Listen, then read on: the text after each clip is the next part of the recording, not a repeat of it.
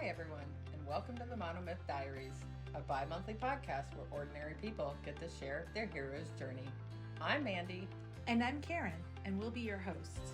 Each episode will feature a hero who will share their journey of growth. We'll hear stories about forgiveness, survival, determination, and much more. We're glad you're joining us because we all have a monomyth to share, and someone out there needs to hear it. Welcome back to the Monomyth Diaries. Today's featured hero is my co-host Karen, and she's going to be talking about embracing challenges with love. Before we begin, one of our mantras here at the Monomyth Diaries is take what you like and leave the rest. So I can only share from my experience. All right, thanks for that. So today she's going to talk about her ordinary life and talk about the threshold or the catalyst that gets her into her transformative journey. So Karen, can you tell us a little bit about your childhood and what everyday life was like for you in Canada? All right. So both my parents are from Hong Kong. They actually met at the University of Toronto as students. Now, their own parents, my grandparents, are from China. So there's a lot of moving around that has happened throughout the generations.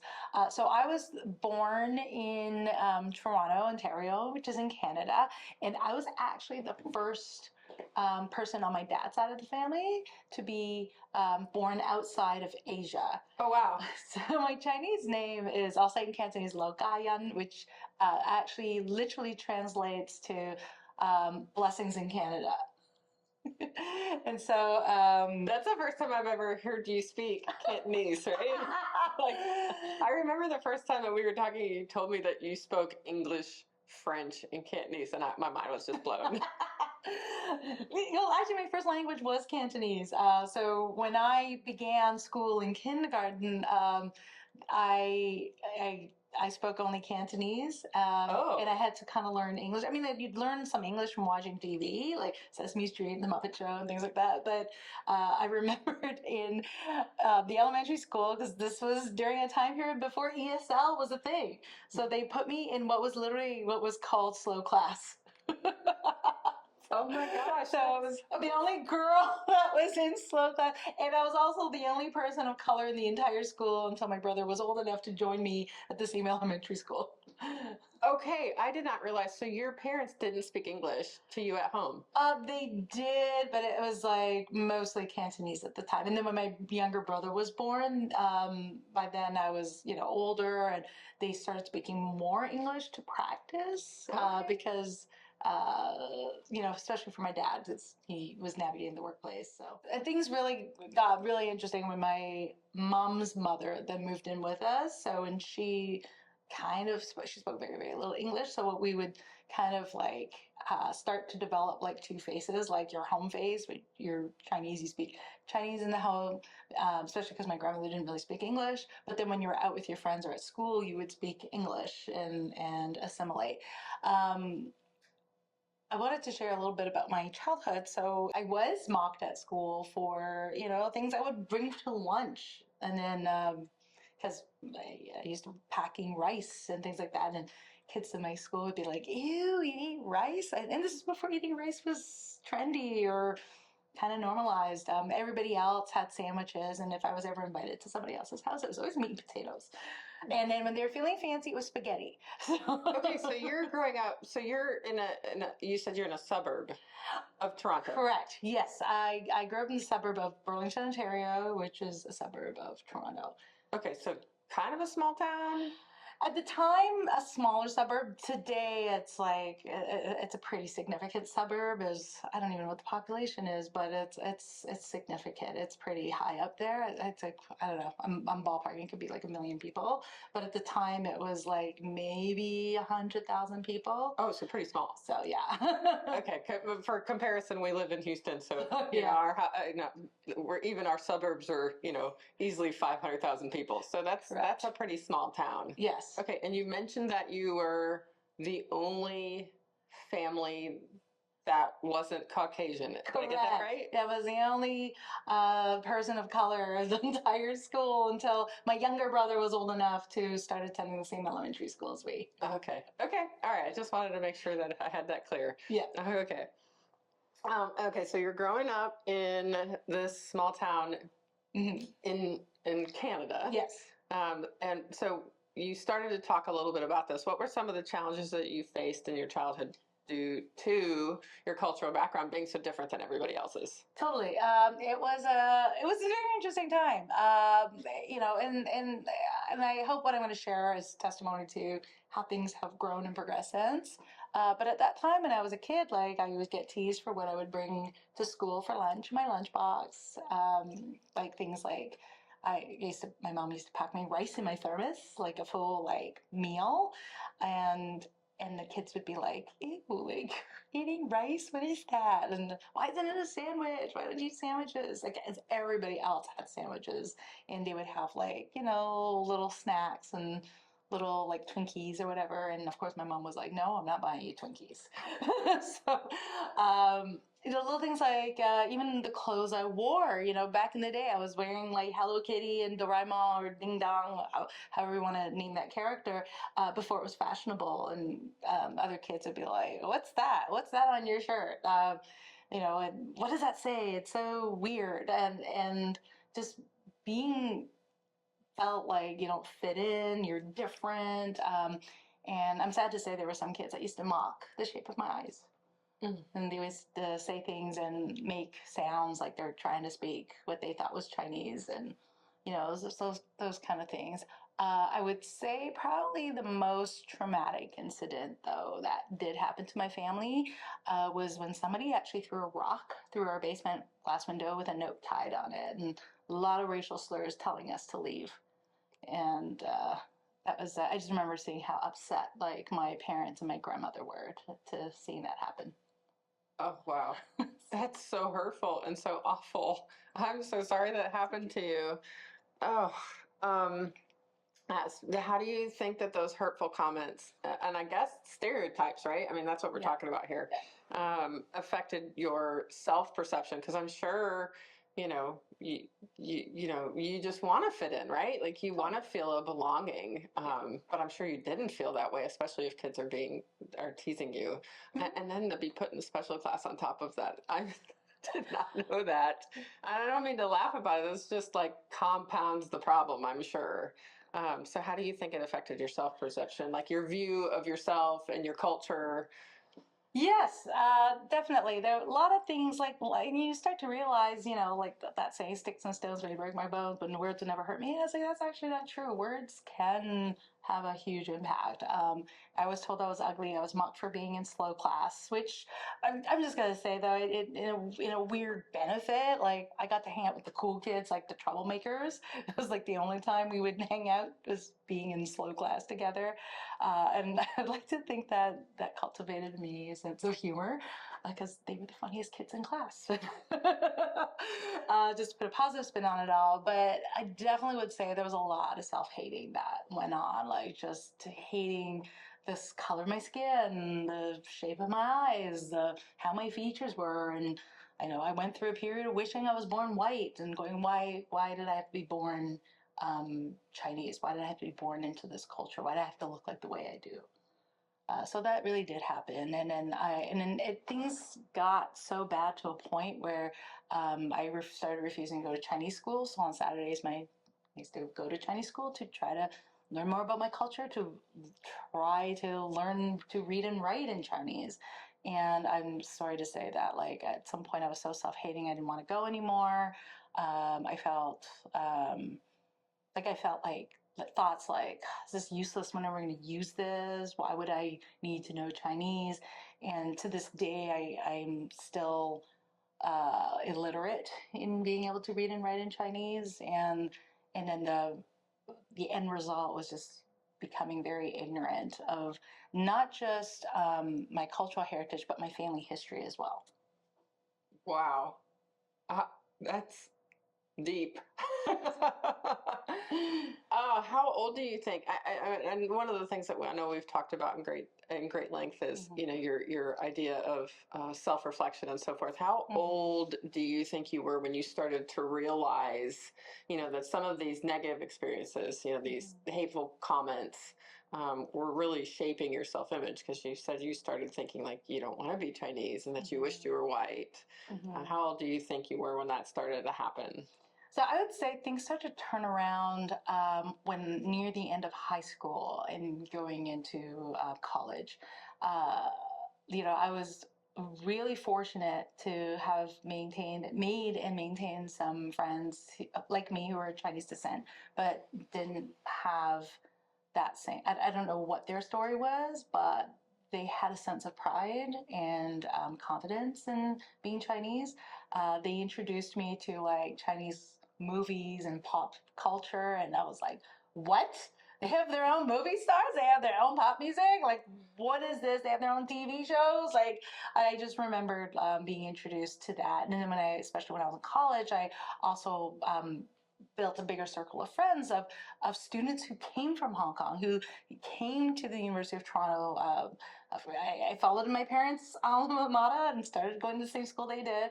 But in meeting and encountering groups of that had literally just started attending that school for whatever program they were, but they were directly from Hong Kong, and seeing like how cool and confident they were in their own skin, and they were showing me the cool places to eat that I was like, wait, what? Like Chinese food is actually really cool. It's diverse and there's so much variety, and I'm gonna be honest, they open late at night. So we would go out and eat, and I was just seeing how like they would play in their cars. Like for a lot of these students, they were international students, so and they had money. I'm gonna be honest, they would have their own car and they would play whatever pop music they were listening to from home, and I was like, hey, this is like not what I expected. I kind of felt like growing up, the way I was treated at school conditioned me to think like all Chinese people are backwards, they're stupid, they're dumb, that they had no modern technology. And when I met these students, that was like they were anything but. In fact, like they were brilliant, they were smart, they were fun.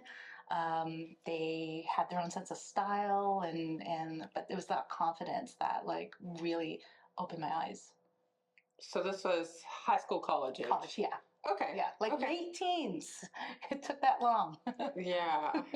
I'm so sorry that that happened, but I'm so glad that you are now having an opportunity to see your culture along with some other cultures, right?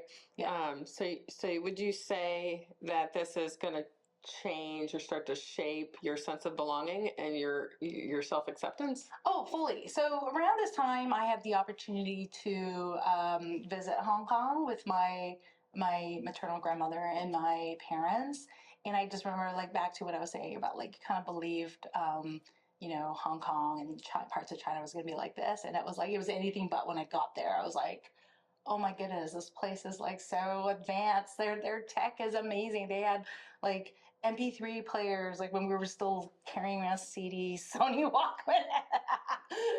Really? Like they were like, things like I remember back in the day, cell phones had just come out and you had to spend a fortune for like only 200 minutes a month. And meanwhile, they were already at like $15 a month for a flat rate, like kind of equivalent. And I was like, how come we're not doing this in North America? Like things like that really made me go like, like to reevaluate like everything I believed and to see like this is not the case at all. And then later on in life, I'm really glad to say that like when I was in college, I met another student through my church who's of Indian descent. So he moved to Canada.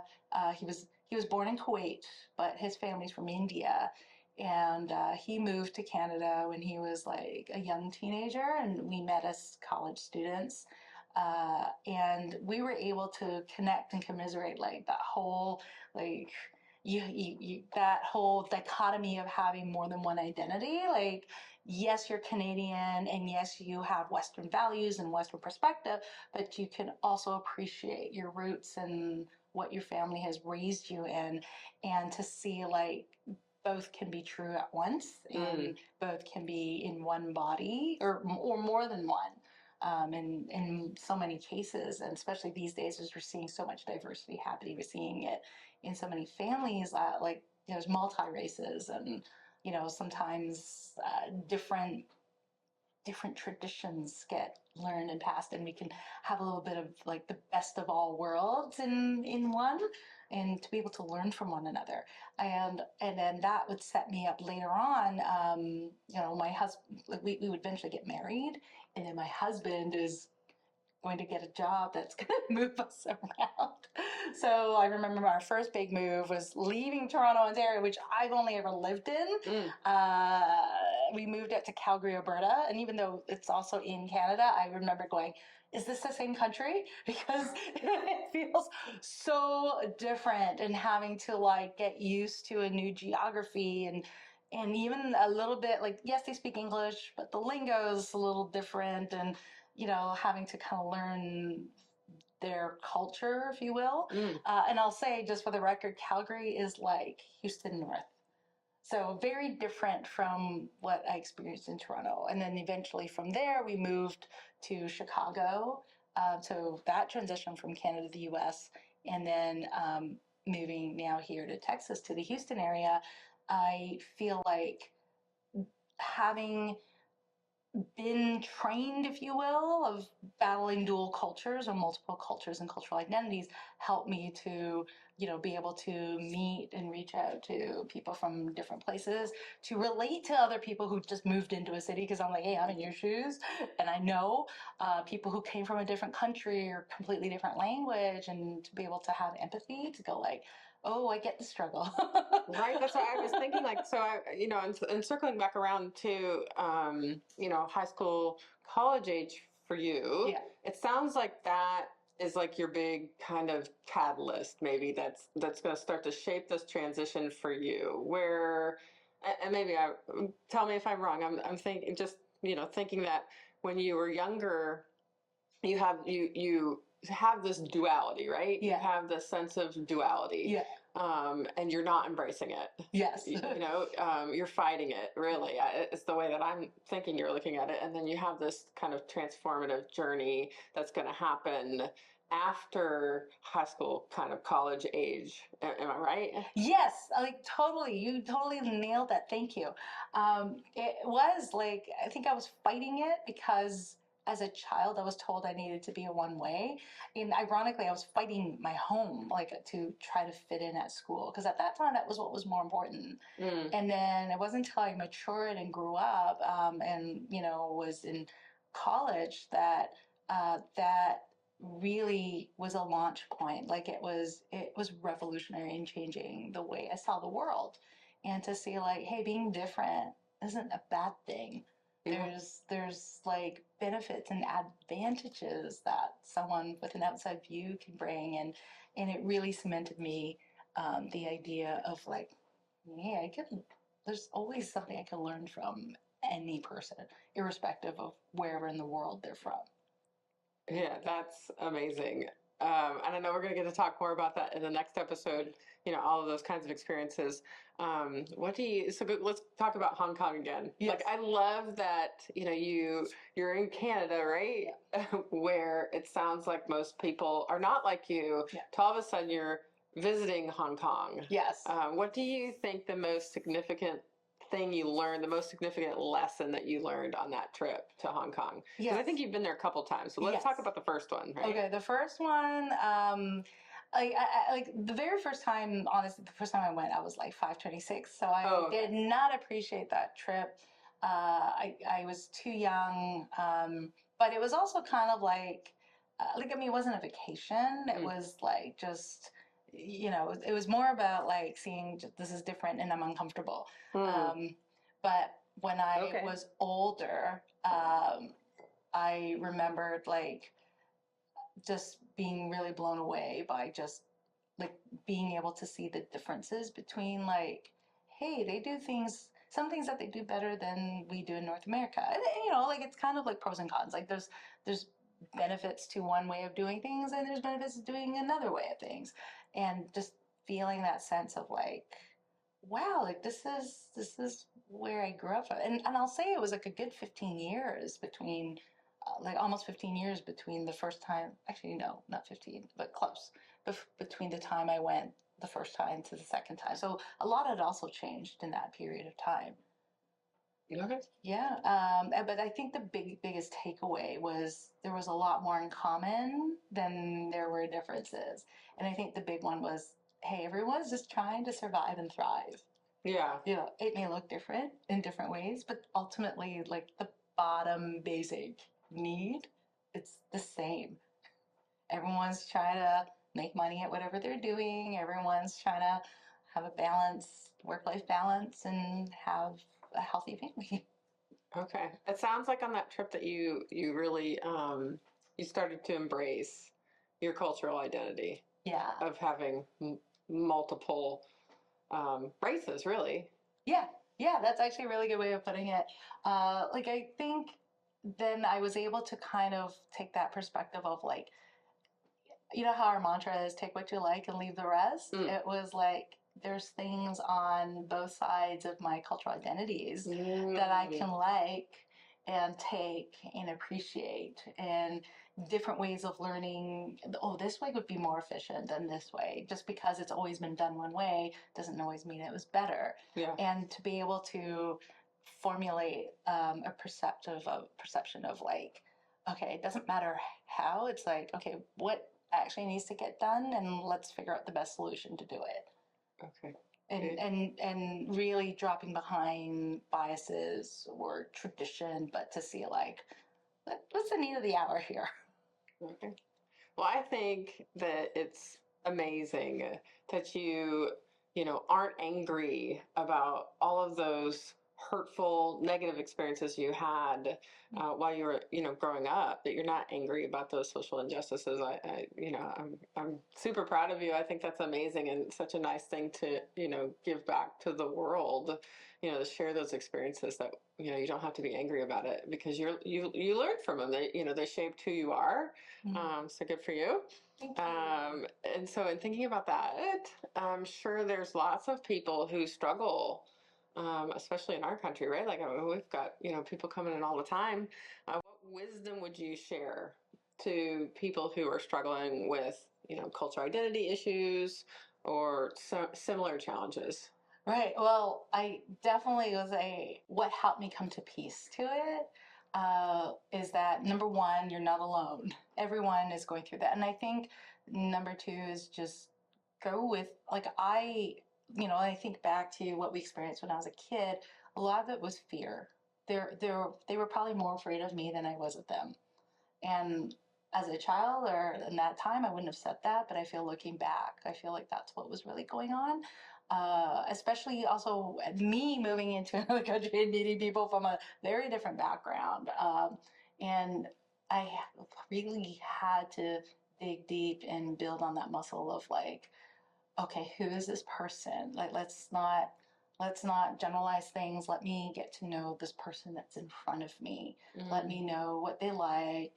What are they like? You know, and then what can I learn from this person? What's one piece of new knowledge I could take away from this person?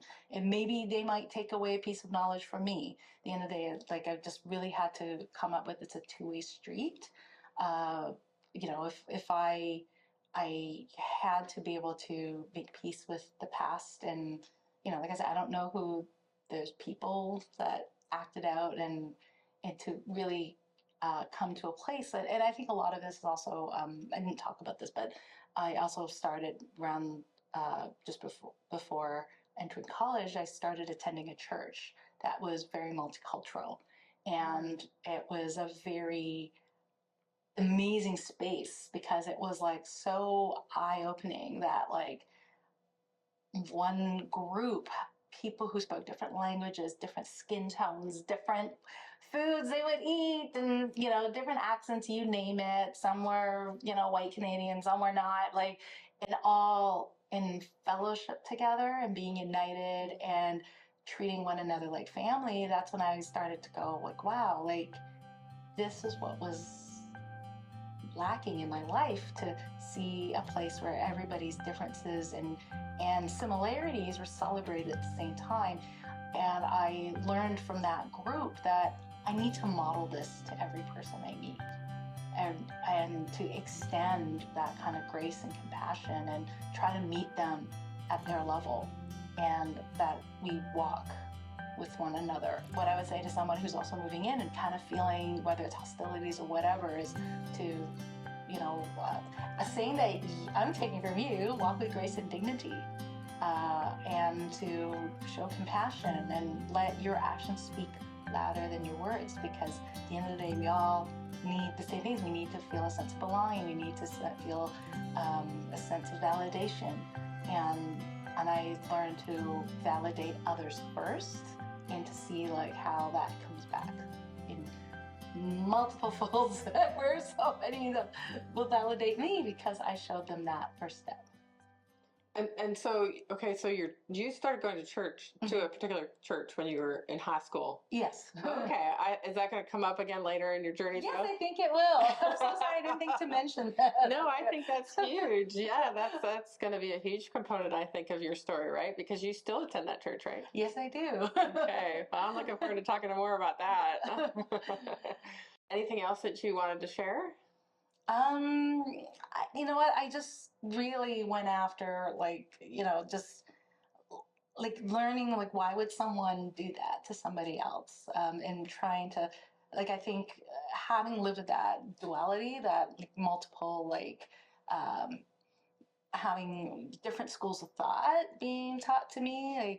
My maternal grandmother was Buddhist, but my father's side of the family were Christian. So I had two different faiths being taught to me. It taught me to really not jump to conclusions, to kind of sit and ask more questions, and to do research, so to speak, whether it's learning, whether it's talking to other people, whether it's reading up at the library or learning from books, but that not everybody is going to see things a certain way or the same way, but to be able to embrace and appreciate, what's that they see? What are they bringing to the conversation? And to go, everybody has value.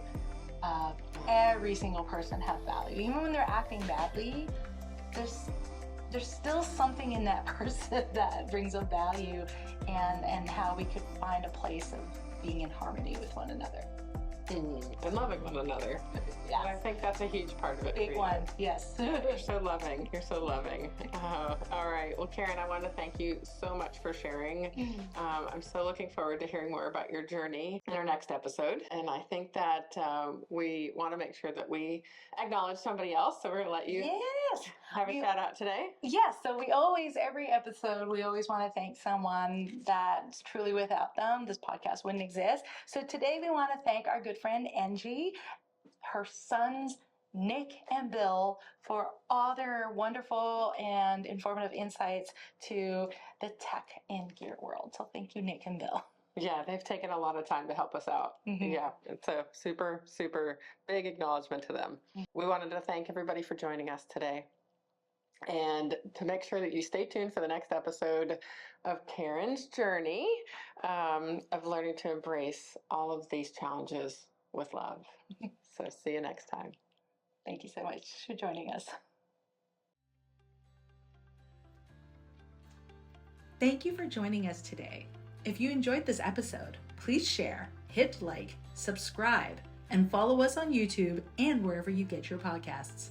Feel free to email us at monomythdiaries@gmail.com with your monomyth, and keep the conversations going.